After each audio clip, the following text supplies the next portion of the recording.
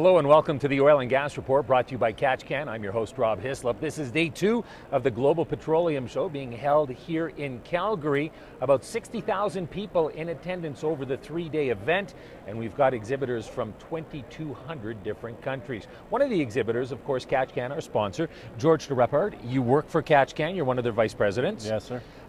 Tell me why this is an important show for you. Well, it's very important for us to make contact not only with the domestic operators and contractors, but it's very important for us to meet and work with international operators, contractors, and government officials with regard to being proactive with regard to prevention of contamination on drill sites and protecting the safety of workers throughout the world that work on the drilling rigs throughout the world. Is this something that you're meeting people that you wouldn't otherwise meet, or perhaps not know who to contact, and this just simplifies and facilitates the process? Well, it simplifies and facilitates because no matter who you meet from a various company or government official, you can then work with them to contact the appropriate people, especially in the health and safety and environmental departments and those responsibilities. They might be from purchasing, but there's the ones that can direct you to meet those people, and that's very important in order to be able to get contact with the right people.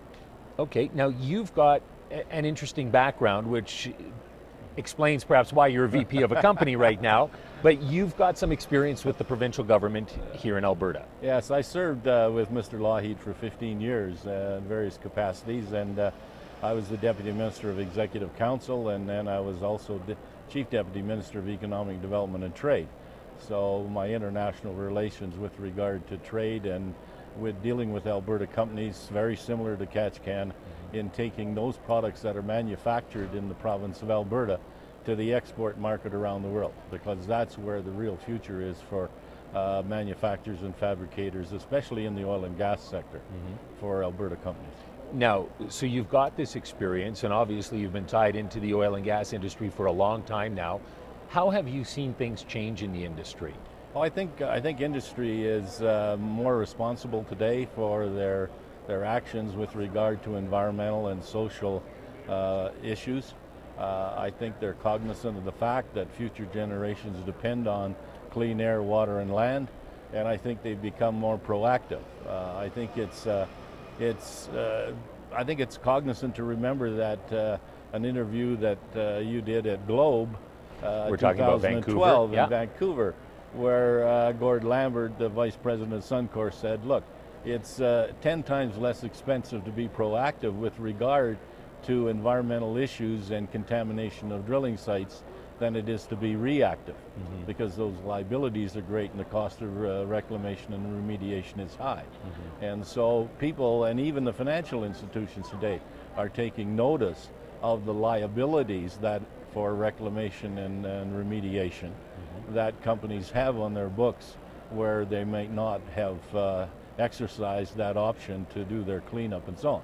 So from Katch point of view, we're very proactive in saying, let's work together to bring about less contamination and utilization of technologies similar to Katch with regard to zero spill and rig safety, so that you don't have the large liabilities of reclamation, but we also can work with you in the conservation of dollars with regard to the cost of drilling fluids, as well as the safety of your workers and downtime on your drilling rig with regard to the time that you lose when you don't have a zero spill type system. Well, I mean, key for Katch is safety and the environment. Part of that is orphan wells. That's something that you would like to see addressed. Perhaps first you can explain to us what an orphan well is. Well, an orphan well is a well where they no longer can access responsibility for cleanup and reclamation, where the owners of after a number of years you can't be located. So the oil industry and government calls it an orphan well, and there's a fund set up to do that reclamation. The biggest issue is abandoned wells, is where they're not reclaimed, they're sitting there, and there's about 40,000 of those in the province of Alberta right now, which are designated as abandoned wells. But the big issue is that even wells that aren't abandoned or have not been reclaimed, the issue is that there is a lot of those wells that are really abandoned wells, but they're not being reclaimed. And some of the environmental groups like Eco-Justice will say that that number is well over 100,000. Well, if you take 100,000 wells and say they average about 5 acres apiece, that's about 500,000 acres. That's a bigger footprint, environmental footprint, than the city limits of the city of Edmonton. You've got a graph here, so you can just maybe talk about it for a moment while I put it up to the camera. It shows the latest results of the Government of Alberta's report on reclamation and remediation, and it shows that there are about 40,000 of those wells that have not been reclaimed. Now we're talking about the blue part in the middle here. Yeah, in the middle, right? in the blue part. The top part, the yellow part up top, is where they are supposed to be operating wells, but that's where the question mark is how many of those are really abandoned wells, right? Where they're still paying lease payments and they're not being reclaimed, and we don't know. And the red part? The red part is that where they've been reclaimed and where they've been remediated. Right. Now we're looking, I'm seeing the dates here, it's from 1963 to 2009. And you notice a little bit of a spike in 1993. What happened there? Well, in 1993, the Government of Alberta changed the designation of substances on drilling sites. Before that, substances were declared toxic, and those toxic chemicals were supposed to go to Swan Hills plant to be destroyed. In 1993, they changed them to dangerous, which then they don't have to go to Swan Hills, so they're sitting there.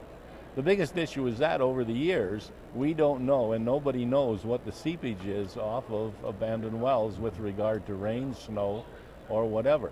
We don't know where that's seeping in the ground. We don't know where if that's seeping outside the lease zones or whatever.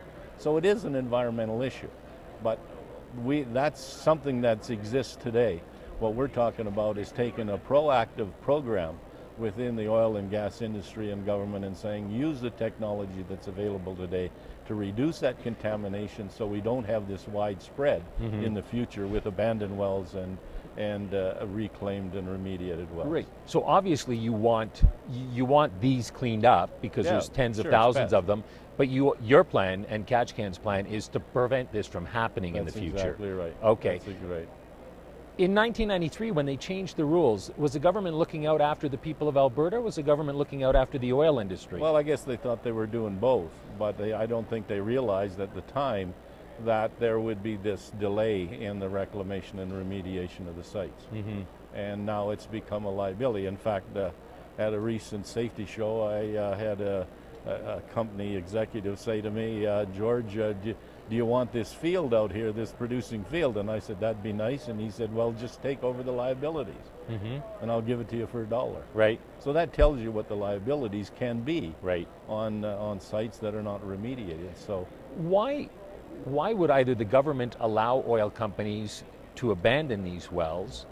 And the second part of that question is, why would oil companies not clean up their mess? Well, sometimes you're busy, you're exploring, and you're proactive in producing and exploring and production.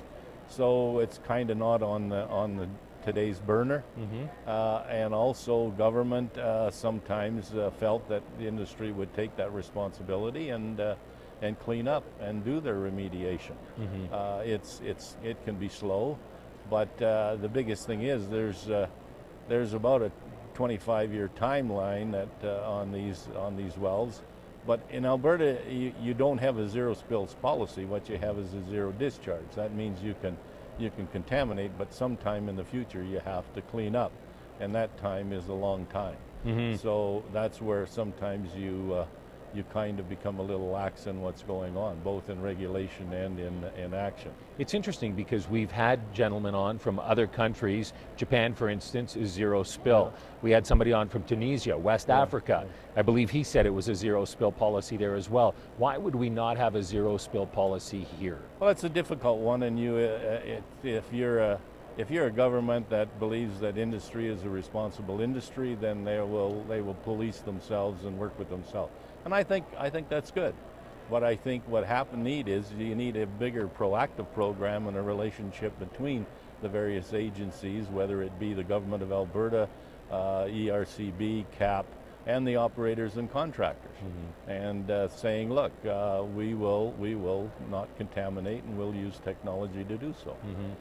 It's interesting. I was just at a leaders forum, and it's quite interesting because the International Development Bank, which deals mainly in South American countries, now says that one of the biggest things why projects are delayed is because of environmental and social concerns. And so other countries, that's why other countries are becoming more aware and more cognizant of the fact that they got to protect the environment than sometimes we do here at home. When you look at it, and we had I guess some roughnecks on yesterday as well who have been in the industry for 30, 40 years, and they say, you know, a couple of decades ago, you could take that waste, and one gentleman said, toss it in the bush, and what people can't see can't hurt them. That's right. You know, and that was the mentality back then. Do you think that the general public, because there's a lot of negative publicity around the oil sands and the industry as well, do you think they still think the industry is back then as opposed to how it's moving forward today? Is there a... Well, I think the industry is moving ahead at great leaps and bounds, and you know, especially with the disaster in the Gulf of Mexico a couple of years ago, and when the oil sands difficulties here in Alberta. You know, you kind of thank the 500 ducks for bringing attention of what's going on, and I think that the companies are taking great strides in order to have a better clean up, have a better relationship with regard to the public and environmental concerns that they have. I think they are developing community relationships which they never had before. A lot of the majors have environmental and community relationships divisions of their companies now, and I think they're doing a really good job. But I think we have to be a little more proactive in the future on these issues rather than keep some of the past. Okay, and the reason why Katch is interested in this as well, obviously, is because you have products that can make a difference. Now, when it comes to worker safety, I'm looking right now at some mats on stairs and mats as well on the rig floor. And that's going to protect people, and you've got some other gear that can protect their hands and such. But what is it that you do to protect the environment? What have you got that will protect the environment? Well, the major thing is the containment of drilling fluids and the chemicals in drilling fluids, whether it be an oil-based type product or a clay-based type material. And those chemicals spread throughout and can spread all over the lease that they're operating on, seep out into the other areas which are unknown. But the biggest thing is to contain that fluid and give them and keep that fluid boxed in on the drilling floor, which we do with our mats and our protective type of equipment. And it also saves the operator a lot of money with regard to drilling fluids because it's not spilling all over. The safety of the worker is that he's not operating in minus 40 degrees and getting this drilling fluids all over him when they're tripping and all that sort of thing, which helps him and is a lot safer. Our mats keep them from slipping all over on a flat iron type surface. So there's the safety of the workers work into the environmental issues, and the environmental issues, products that we have work into the safety of the workers type issue. So it's a real combination for both. Anything else you would like to add? No, I'm just delighted to be able to work with operators and contractors throughout the world with regard to this, because I think protecting the environment is the right thing to do. And it's the right thing for future generations that'll be involved, whether it's our children or whether it'll be people involved in the major companies around the world to be able to produce as well as to be able to be environmentally responsible. George, thank you very much. Thank you. It's a pleasure. Thank you. We've been chatting with George de Rappard, Vice President with Katch. You've been watching the Oil and Gas Report.